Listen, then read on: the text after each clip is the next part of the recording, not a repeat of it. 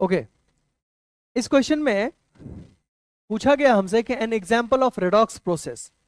सो इसमें जो concept use करेंगे हम लोग वो क्या है?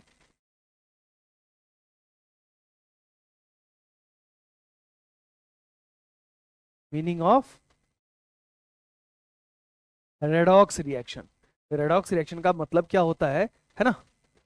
यही हम लोग इसमें यूज करने वाले हैं। रेडॉक्स रिएक्शन बेसिकली क्या होता है कि ऐसा रिएक्शन जिसमें कि इलेक्ट्रॉन का गेन या लॉस कुछ एटम्स कर रहे हो, एटलीस्ट दो एटम तो इलेक्ट्रॉन का गेन एंड लॉस कर रहे हो, यानी कि कम से कम एक लूज करने के लिए हो, कम से कम एक गेन करने के लिए हो। ऐसा तो होना ही चाहिए, तभी हम रेडॉक्स रिएक्शन बोलेंगे, यानी कि इलेक्ट्रॉन का ट्रांसफर होना जरूरी है रेडॉक्स रिएक्शन बोलने के लिए।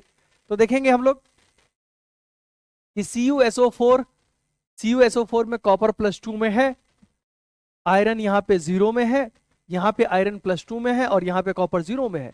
यानी कि कॉपर +2 से 0 में चला गया, इलेक्ट्रॉन का ट्रांजेक्शन हमें साफ साफ दिख रहा है। आयरन आयरन में ऑक्सीडेशन स्टेट यहाँ पर क्या देख रहे हैं हम लोग कि आयरन के केस में 0 है और यहाँ पे +2, यानी इलेक्ट्रॉन का ट्रांजेक्शन साफ साफ हमें दिखाई दे रहा है। तो ए तो होगा ही होगा, इसमें कोई शक नहीं है ना? ए जो है वो हमारा एग्जाम्पल है रेडॉक्स रिएक्शंस का।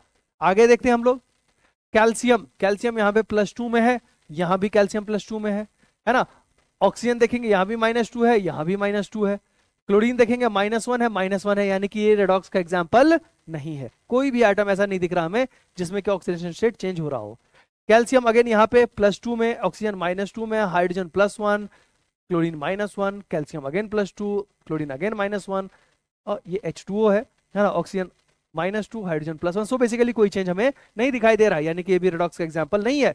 सिमिलरली कैल्शियम कार्बोनेट में हम लोग देखेंगे +2, कार्बन ऑक्सीजन किसी का भी यहाँ पे हम देख रहे हैं कि ऑक्सीजन स्टेट चेंज नहीं हो रहा है ना? ऑक्सीजन का भी -2 ही रह गया, यहाँ भी -2 ही रह गया है ना?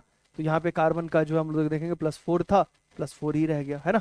तो किसी का भी चेंज नहीं हुआ, इनके only option A is the correct choice.